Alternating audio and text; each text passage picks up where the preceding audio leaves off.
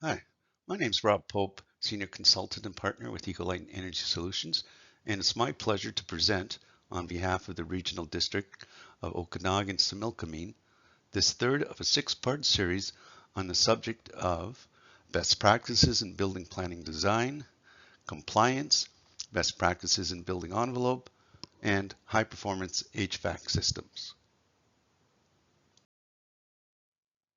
In the first and second parts of the series, we explored strategies for building high-performance efficient homes, and we introduced the Energy Step Code and Zero Carbon Step Code with their compliance requirements. Today, we will focus on working with energy advisors. Chapters following this will include building envelopes, we'll have a chapter on heating, cooling, and ventilation, and finally, working with your builder. Energy advisors can play a key role in both existing and newly constructed homes. In coordination with other key decision makers, energy advisors can help coordinate compliance with provincial and municipal regulations, Energy Step Code and Zero Carbon Code, for example, building energy performance targets, including options for insulation, windows, air infiltration, and general mechanical equipment choices.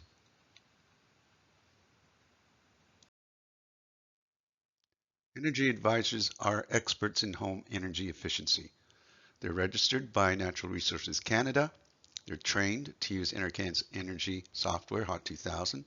They're trained to perform blower door test air leakage testing.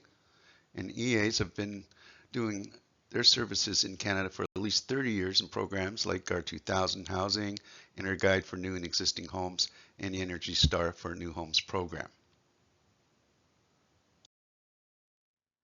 For all new Part 9 buildings, that is residential, with very few exceptions, a certified energy advisor is required to verify compliance with the Energy Step Code and Zero Carbon Step Code. The Step Code is a performance-based code for compliance. The only exceptions are log homes, mixed-use buildings, and seasonal homes. These exceptions can use a prescriptive compliance path or are exempt from Section 9.36 of the Building Code and do not require an energy advisor. Otherwise, an energy advisor will be required to perform the modeling, do the blower door testing, and provide all the related documentation to the authority having jurisdiction and Enercan. Utilizing energy modeling software, energy advisors can provide options that affect buildability and cost of envelope components such as insulation, windows, infiltration, just to name a few.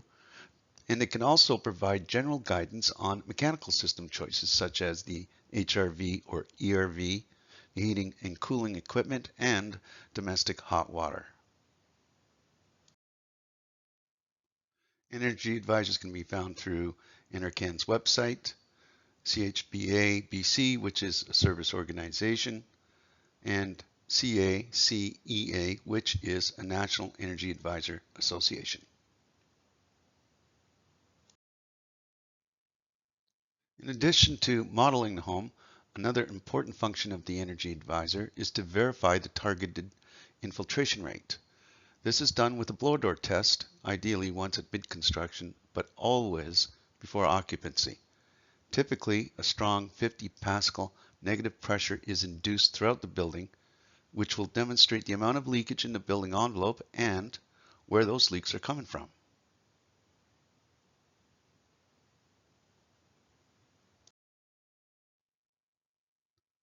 The modeling software, HOT 2000, is used to calculate at least the minimum details in the building required to meet compliance. It's also an opportunity to explore various ways to do it and discover upgrade options that may be desired.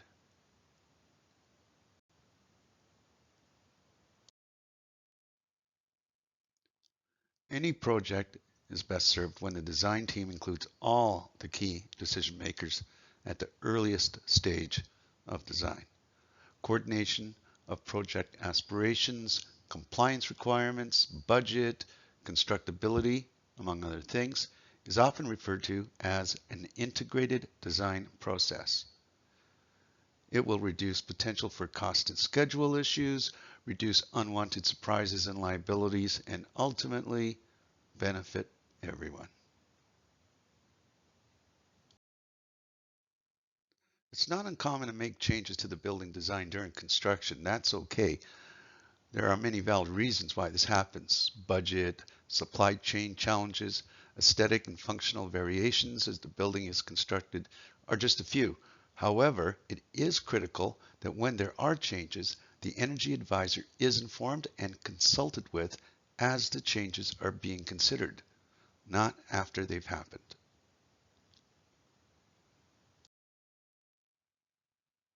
Submissions from the energy advisor will occur at both the building permit stage and at final occupancy permit stage.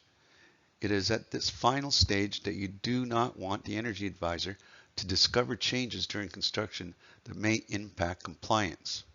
By then, it's often too late to rectify some of those changes without significant cost and delay.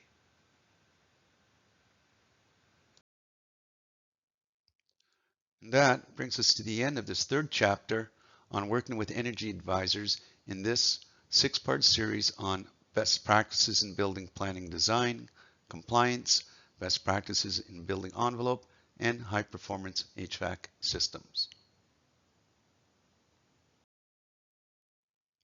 And just to remind you, other chapters in this series include Introduction and Strategies for Building an Energy Efficient Home, Energy Step Code, Zero Carbon Step Code, and Regulatory Compliance, Working with Energy Advisors, which we covered today, Building Envelopes, Heating, Cooling, and Ventilation Systems, and finally, Working with your builder. Thank you very much for your time.